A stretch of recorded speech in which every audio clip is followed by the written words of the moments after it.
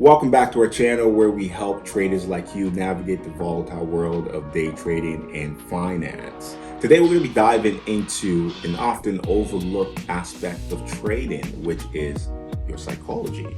Most traders struggle with their trading psychology and your mindset, which is why we're excited today to share with you 5 day trading psychology hacks that you can use to become more disciplined, more focused, and ultimately more successful. Let's get right into the video, guys. From my experience, we're working with 2 trading psychologists. The baseline of the work was meditation. I meditated before my trading session, during my trading session if I took a loss, and after my trading session was done in order to reflect. But that was just simply one of the things that allowed me to perform at the level that I was seeking to perform at the time. Ray Dalio, who is one of the richest American investor in the world, he is the founder and current CEO of Bridgewater Associates, and he talks a lot about meditation. Meditation being one of the secrets to his founding success, to his ability to have such a long career in the finance world. He's made money in times where a lot of companies were losing money, a lot of hedge funds were losing money. And this is a man talking about meditation being the reason why he is succeeding, why he has succeeded. I will tell you that, hey, if it's something that you have time for, even if you don't have time for, you can spend 5-10 minutes before your trading session and practice meditation and see how this starts to change how comfortable you even sit in your trading desk, how comfortable you are when it comes to decision-making process, and more importantly, how comfortable it is when you are in the heat of the moment. The other thing I wanted to add is, if you don't know where to find a trading meditation, look no further, because on the channel we have a day trading meditation. I believe it's 15 minutes or so that you can use to start your trading day that will help you prepare the mind for your trading day. The second hack that I found to be useful is not just having a trading plan, but to know your trading plan, to know what you're looking for in the market. A lot of traders want to rely on trading psychology or want to have a good trading psychology, but they don't have a baseline of what they're looking for in the market. That is a failed system. It's never, and it won't work, right? Because trading psychology allows you to manage your emotions in the heat of the moment, right? Trading psychology is not going to help you win trades consistently. Your trading plan will, your trading system will. So it's not just important to have a trading plan, it's important to know what you're looking for. Let's say, for example, Emmanuel comes into the market. This is my trading plan, this is my trading routine. I come to the market at 7. I'm looking to start my trading day at 7:30. So between 7 to 7:30, I'm looking at what happened in the London session, right? So how was, what was the direction for the London high, London low?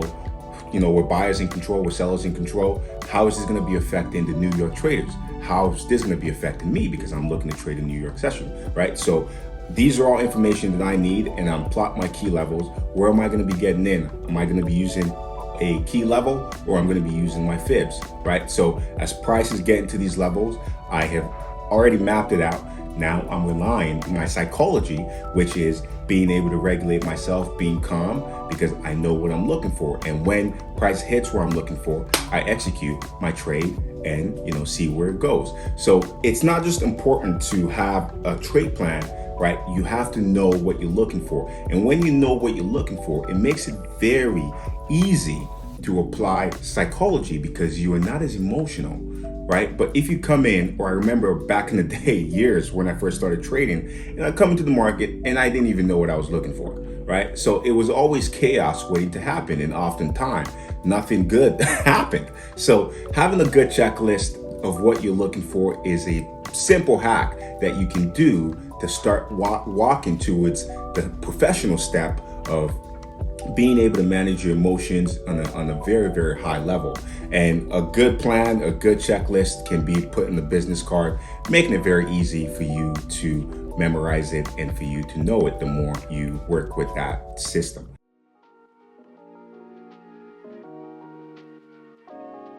A biofeedback device is a device that gives you information about yourself, right? Some traders like to trade using a camera, which means that when they are done the trading session, it allows them to observe, see how they dealt with a specific situation, how they managed themselves, what their tendencies were, or where things went sideways. It's just a way for you to collect data. But one of my favorite biofeedback devices to use is a heart rate monitor. This is a polar heart rate monitor, got it on Amazon. And one of the reasons why I started using this biofeedback device or this heart rate monitor is because it was recommended to me by my trading psychologist. And it makes a world of a difference because a lot of traders don't know where they are when things, get to an elevated state. And wearing the heart rate monitor is one of those things that gives you information right at the moment. It lets you know before you go into a point of no return, essentially, right? So I put my heart rate monitor on, I connected with an app called iBiker, and that app, we start off at zone 1. Zone 1 essentially is my resting heart rate. I know that I work out regularly, so I have a resting heart rate of about 63 to 65. So anywhere between 63 to 65, 66, I know I'm relatively relaxed and able to make decisions. I still have the ability, I'm still alert, I'm not too chill. So that's zone 1. Now, zone 2 would be anywhere between 68 or 69 or 70, 75 possibly. And you're getting into these states, maybe you're getting more tense. I'm a little bit concerned about, the trade that's about to happen. Nothing crazy is happening yet. But when we get into the 80 and the 90 beats per minute, I know that this is a point where I have to focus on my breathing. So the reason why this is such a good tool to use is because it tells you when you should regulate yourself. And one of the ways you regulate your heart rate is by slowing down your breathing, is by taking a deep breath, right? It allows you to just take control of the situation and not go overboard. Because if you don't pay attention to it, or you start walking around, or you just, trying to get into that point where you're maybe trying to make up for your losses, your heart rate is already at 100 beats per minute, and likelihood your amygdala is already hijacked. So you're going into a fight or flight mode. So one of the hacks that I found is to use a heart rate while you trade. And this is something that will help prevent situations like that.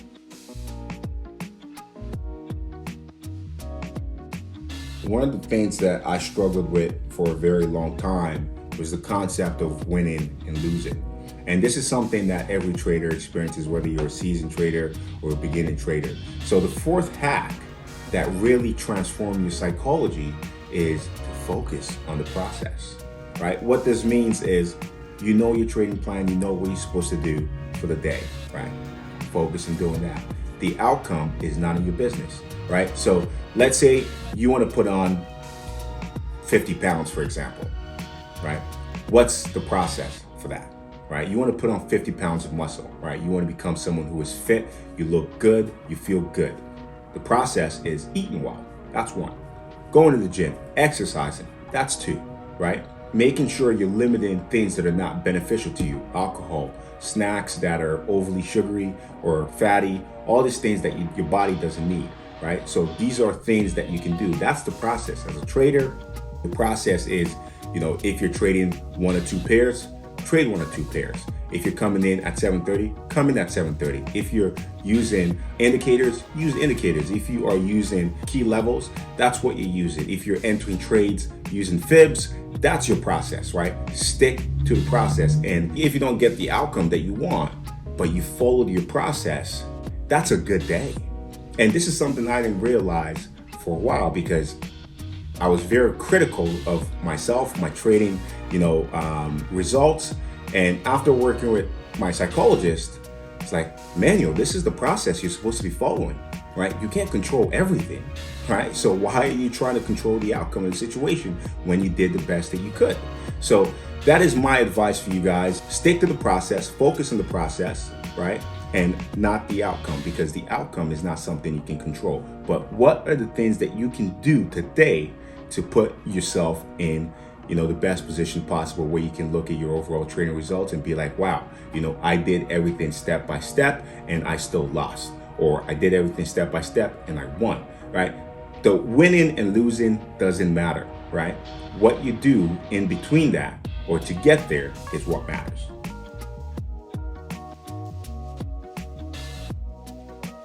Our fifth hack is to have no expectation. You might say, well, how is this a hack, Emmanuel? And the reason why I say this is a hack is because it is a mindset and psychology hack that you come into the market with. For many years, I spent a lot of time trying to be the best technical analyst out there, doing my weekly outlook, analyzing the market on Sunday, only to realize that half the time or more than half the time, I am wrong. And sometimes I'm right, but I still have a losing week. So I came to realize that it doesn't matter what happens in the market or if I am wrong or if I am right. My job is to adapt. Having no expectation means that you're not stressing about where is price going today. Am I going to be right in my analysis? Am I going to be wrong in my predictions? All these things, it doesn't matter. If you stick to the process, you stick to your process, you follow your plan, you manage your emotions, right? You will find that you are able to make good decisions and you are able to take advantage of situations when you are right. And that's simply what it is. But having no expectation just creates a concept of ease. So the mindset of having no expectation is freeing because it takes a lot of the pressure off you. And this is something that I didn't learn until probably like 6-7 years into my trading career. I started to realize all these analysis that I'm doing, trying to pinpoint exactly where price is going to be coming to so I can buy, it doesn't matter. If I show up at the time that I'm supposed to be in the market and this is what price is doing, I listen to the market. So having no expectation means that you also should keep your eyes open and listen and watch what the market tells you to do and just go with that. That's pretty much all you can do. And guys, if you do these 5 things, I'm telling you, you're going to see some major difference in your trading. And if you apply even just one of these hacks, I guarantee you will see some difference in your overall trading and performance. That's the video, guys. Thank you for watching. If you want to learn a little bit more about some of the hacks that I've shared here today, feel free to check our description for our Mastering the Mental Edge of Trading, which is our trading and psychology course. And this course, I spent a lot of hours and time on it and really put in the information that you needed, information like this on it. So feel free to check it out. And also, if you're a new trader and you're just getting involved, you don't know where to start in the currency market, sign up for a Forex 101 down below. And yeah, thank you for watching. Hope you're out there living free. Peace.